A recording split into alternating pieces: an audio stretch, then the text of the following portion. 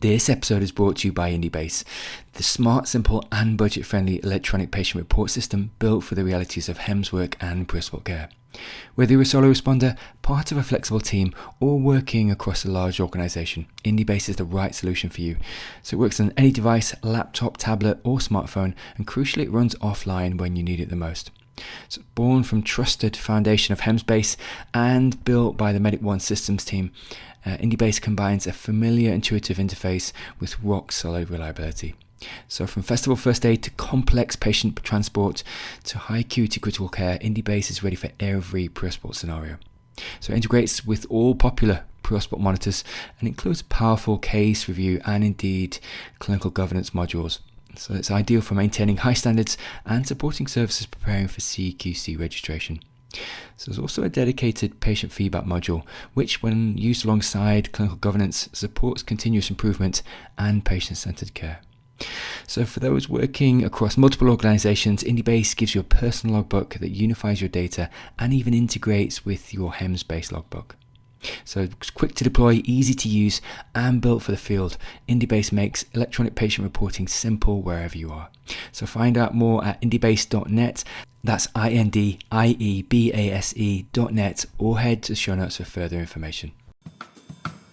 You're listening to the Pre-Hospital Care podcast on the Medics Academy Network.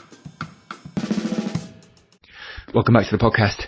This is a series of episodes on blog posts that we've turned into audios. What we wanted to do is really just meet the authors of these blog posts and really unpack just a bit of the background and history of the blog that you're going to hear. So it's an AI transcript of the blog, fantastic reflections. And these two that you're going to hear, so you hear one this week and one next week from CarlBetts, who's a co-host on the podcast. I'm sure you've heard him many times. Welcome to the podcast, Carl. Oh, Nolan, how are you doing here, right? Yeah, good, thanks, good.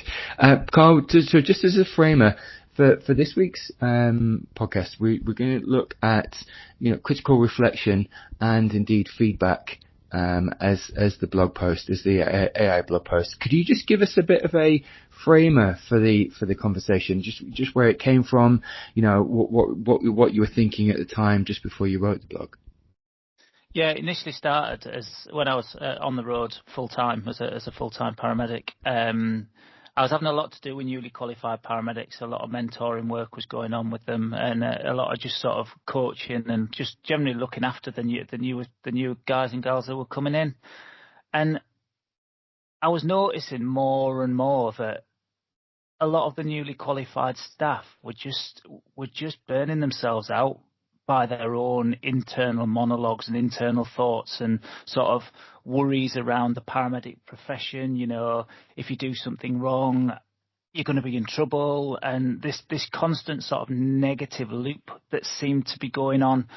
And then I started thinking about it, and then I started thinking about my own practice. And while I was writing this blog, I went to a traumatic pediatric cardiac arrest that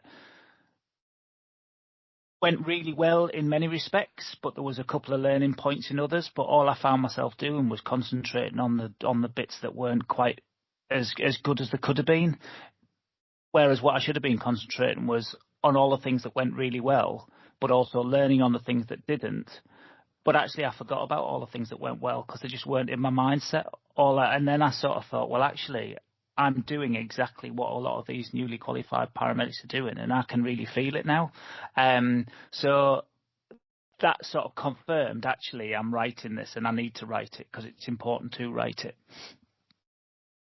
Yeah, absolutely. And that comes through in the piece, actually, just because, as you were saying in the blog post that we will hear shortly, there is a lot of weight on people's shoulders. From a lack of feedback, did you do the right thing? What did go right versus what went wrong, and actually that internal dialogue of beating yourself up when you go to really critical incidents and challenging incidents like a pediatric arrest, and having a mechanism for feedback, and almost as you were saying, just reassurance and also affirmation that actually there's some fantastic things, and we live in almost an affirmation light, or there's a sparsity and a lack of affirmation really in good practice, which actually sometimes needs to be said and spoken about in debrief, just to encourage these younger paramedics. So we're going to hear the blog shortly, but could I just get you to speak to that kind of that positive feedback cycle which is missing?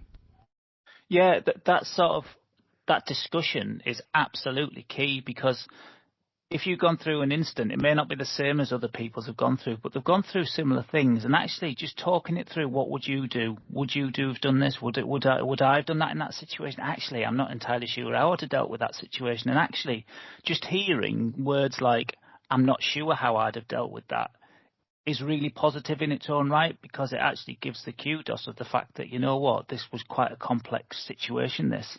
But it's really interesting as well to sort of frame about the fact that we always talk about the traumatic incidents, sort of the big incidents around these things, but actually the incident that I made reference to at the start of this introduction, because of the type of incident it was, I had a wraparound care straight away, because everybody knew what job I'd been to, everybody knew what was going on, so therefore I had loads of text messages off friends, asking if I was okay, asking if I needed anything.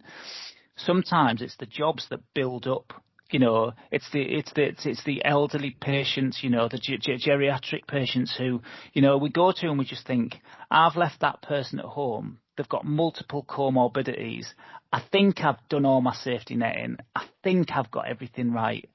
And actually, you might not know anything about it until either you hear nothing, which doesn't tell you anything, or you find that actually, something's gone awry, and therefore some additional questions need to be answered.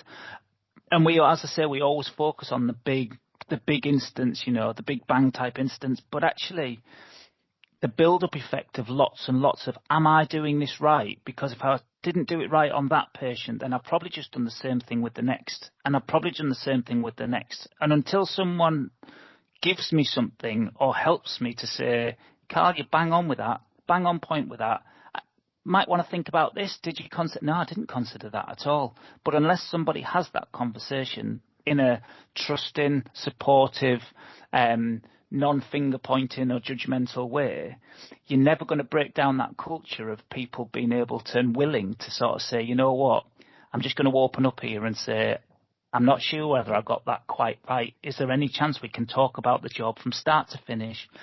Focus on the good bits. Focus on the bits that, you know what, we can do a little bit of work with, but positively do something with it. It's all right saying something didn't quite go as we wanted it to, but actually what are we doing with that? Because if I'm doing it slightly differently, who's to say 10 other paramedics sat next to me aren't doing exactly the same thing?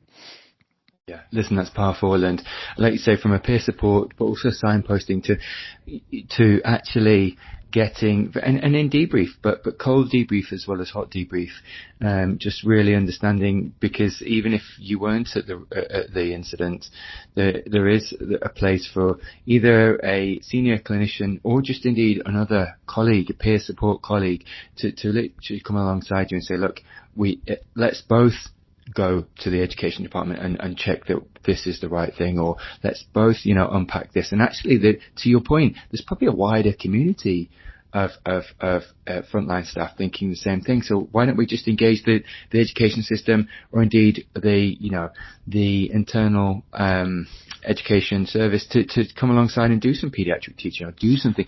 And it's that wholesale kind of buy-in, which is really powerful and it starts with as you're right, it starts with a conversation, Carl, and then it brings the wider education into that.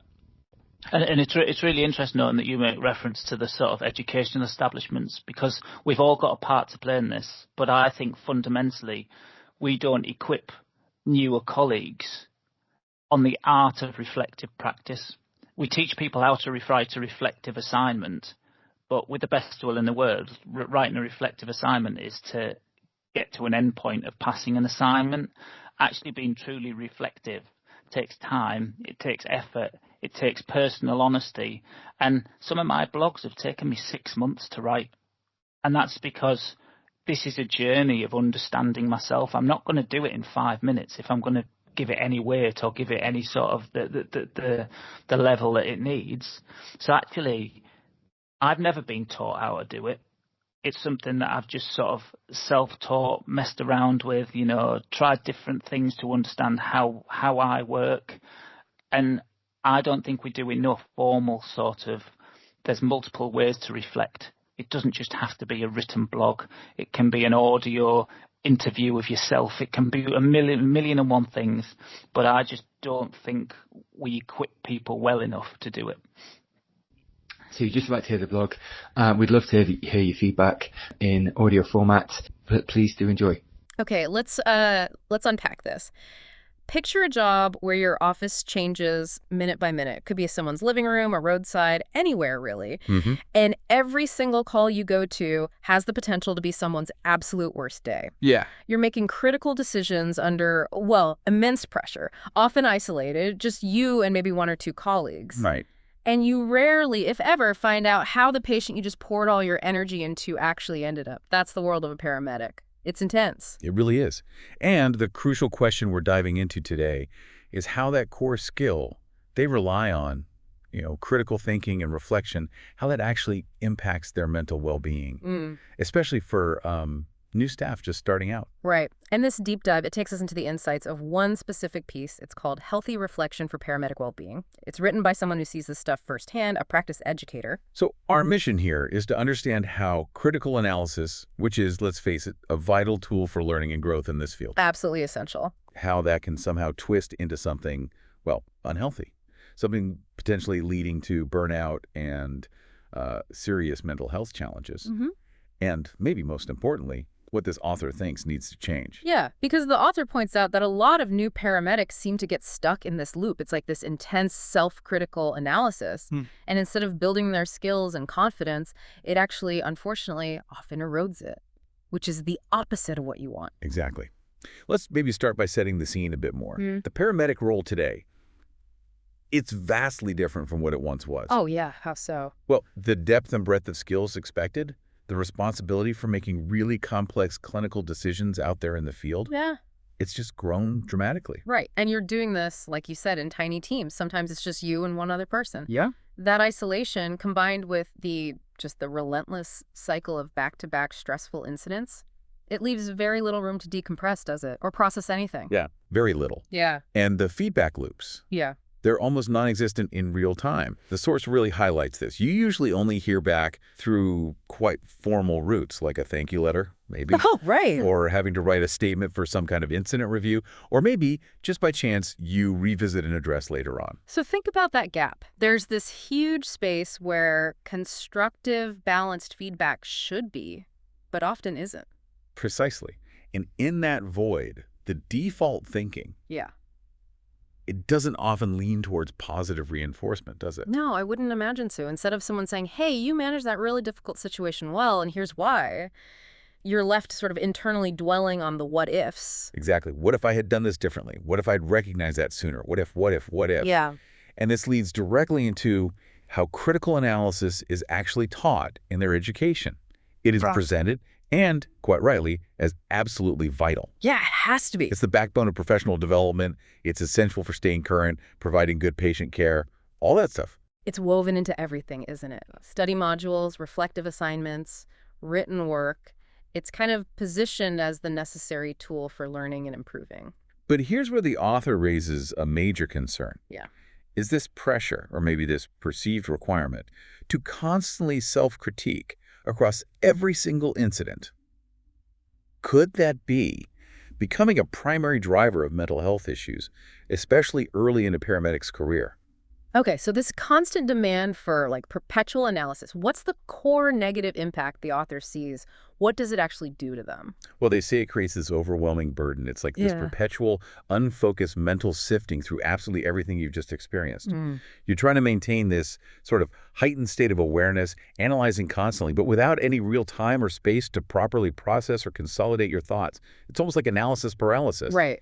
But applied to your own performance under really extreme stress. Okay, so critical analysis is essential, we get that. But this constant kind of unfocused analysis is the problem. The author says the key missing piece for a lot of students and newly qualified paramedics, the NQPs, is focus in their reflective thinking. Precisely. Without learning how to focus their reflection properly, they end up just overthinking every single patient interaction, every little detail. Wow. It's like trying to process a fire hose of information and emotion and self-critique all at the same time. It's just too much. And the key message the author really tries to hammer home to their newer colleagues sounds starkly simple, yet probably really difficult in practice. Don't fixate only on what went wrong. Yeah, and this is where the psychological aspect really kind of hits home. If you're dwelling only on the negative aspects, it actually conditions your mind to always hunt out the negatives first. Ah. It creates this persistent negative focus that then shapes how you view your own performance, how you view the job itself. Right, a negative spiral. So if that constant negative focus is the problem, what's the proposed solution? How does the author suggest paramedics can actually achieve a healthier approach? Well, they recommend a balanced approach to reflection, and they specifically suggest an order to follow. Okay. Focus on the positives first. What went well? What did you actually do right? Mm-hmm. Then, okay, look at the negatives. What could have been better? What needs improvement? Right. And then critically finish by figuring out how to flip that negative learning point into a positive action or, a better understanding for future incidents. That structure feels really important, actually, starting with what worked. It primes the pump differently, maybe. Exactly. And the author emphasizes actively using colleagues, talking to your crewmate or supervisor, to help find those positives, especially when you're struggling to see them yourself. That external perspective seems absolutely crucial for breaking the negative loop. Yeah, I can see that. It really is. Yeah. And that process, actively seeking out and acknowledging the positives alongside the negatives, that's what builds confidence. That's what moves someone towards being a genuinely reflective practitioner, not just someone who's perpetually self-critical. The author shares a really powerful personal story to illustrate this very point, don't they? They do. It's about attending a traumatic pediatric cardiac arrest where, tragically, the outcome wasn't successful. And in the immediate aftermath, their mind just fixated on a, actually quite minor clinical dosage error they had made. They were completely overwhelmed by the emotional weight of it all. Understandably. Especially as the patient was the same age as their own child. So, incredibly tough. Yeah. But then there's this turning point, a conversation with a friend who was also a senior colleague. Exactly. And that colleague helped the authors see and, importantly, acknowledge all the things that did go well, all the correct actions they did take under immense pressure. So it highlights that even experienced paramedics aren't immune to this, right? They can get stuck in that negative focus too and need support. Absolutely. It shows that need for perspective. And by actively balancing those perceived negatives with the actual positives, the author was able to process that incredibly difficult incident in a much healthier way. Learning from the mistake, yes, but not letting it define the entire experience or crush their confidence. They use this really insightful analogy, don't they, to describe how they try to process thoughts and feelings after an incident, kind of protecting their mental well-being, the filing cabinet? Yeah, it's a great visual. After a difficult incident, your mental filing cabinet just feels chaotic. Drawers flung open, files everywhere. Yeah. It's just a jumble of thoughts, emotions, actions, everything. Right, I can picture that, a mental mess. Exactly. And healthy reflection, using this analogy, is the process of organizing those files. You sort through the incident, identify the good moments, the challenging ones, maybe throwing away the useless noise or the meaningless self-recrimination, and then filing away the useful lessons learned, the constructive bit. Ultimate goal being To be able to actually close the drawer on that incident. You've consolidated it, you've learned what you needed to learn from it, and you can allow your mind to actually recuperate. That feeling of chaos gets replaced, ideally, with a sense of order and clarity. Okay. So, if you don't learn to do that, if you don't organize and file properly, those jumbled thoughts and feelings just stay there in disarray. The filing cabinet basically won't close. And that leads to continued mental clutter, doesn't it? Anxiety, confusion, stress. Your mind just keeps replaying the incident, maybe focusing on the negative bits without ever properly digesting it. And the author connects this directly back to new clinicians. If they aren't explicitly taught how to healthily reflect and, close that mental drawer, they can get stuck in that chaotic state right from the start, which could lead to pretty significant mental health and confidence issues early on in their careers. Which is exactly what they're seeing, potentially. So, given these challenges, Who does the author identify as having a responsibility here? Who needs to step up to change this approach? Well, they point the finger, so to speak, quite broadly. Universities, educational providers, the ambulance trusts themselves, and importantly, fellow colleagues. Everyone has a role. And what's the core responsibility they identify? They argue these groups have a kind of dual duty of care, preparing paramedics not only to look after their patients physically, which is obvious, Of course. but also equipping them with the actual tools to look after their own mental well-being. That's just as important. Right.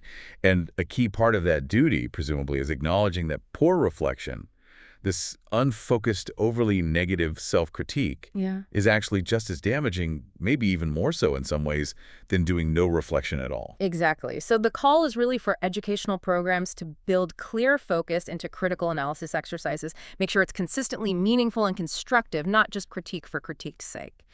So actively teaching students how to reframe difficult incidents, how to look for the positives, even in bad outcomes. Precisely. It's about equipping new paramedics with practical skills for managing the inevitable mental load of their future career, and also fostering a culture and environment where it's actually safe and encouraged to openly discuss and process challenging calls or, mistakes, because mistakes happen. They do. Now, the author is careful to note, aren't they, that this overanalysis thing isn't the only factor causing negative mindsets in new staff. The job itself is inherently stressful. Absolutely, they acknowledge that, but they firmly believe it has a significant impact. It contributes heavily to that cycle of low confidence, increased anxiety, and sometimes even a general fear or dread associated with the role itself. And they underscore the powerful potential universities have here. They can actually alter current reflection processes to truly equip students with skills for lifelong positive learning and resilience. Not just critical thinking, but healthy critical thinking. Yeah, and ultimately, they frame this as a fundamental duty of care.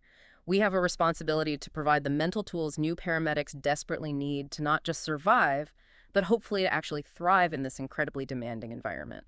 So where does the source leave us then, in terms of a final message? Well, it reiterates that clinical reflection is non-negotiable. It's absolutely vital in all healthcare settings, no question. But the critical twist is that everyone involved, educators, supervisors, colleagues on the truck, has a duty to actively support and, crucially, set the example of healthy, balanced reflection. Right. Walk the talk. It's about teaching how to learn constructively from the negatives, yes, but doing that in a way that cultivates a positive mindset, intentionally seeking out and sharing the positive, sharing the lessons learned, not just the errors. The big picture goal seems to be breaking that inherent isolated mindset the job can so easily create. Building a genuinely supportive culture, especially for new colleagues who are navigating these incredibly intense experiences for the first time. Yeah, and the author concludes with this really powerful call to action saying, let us come together to change this cultural barrier and start organizing our mental filing cabinets to create a positive learning environment in clinical practice. Organizing our mental filing cabinets. I like that. Me too. So the core takeaway for us today seems clear. Critical thinking and reflection are like paramedic superpowers, right?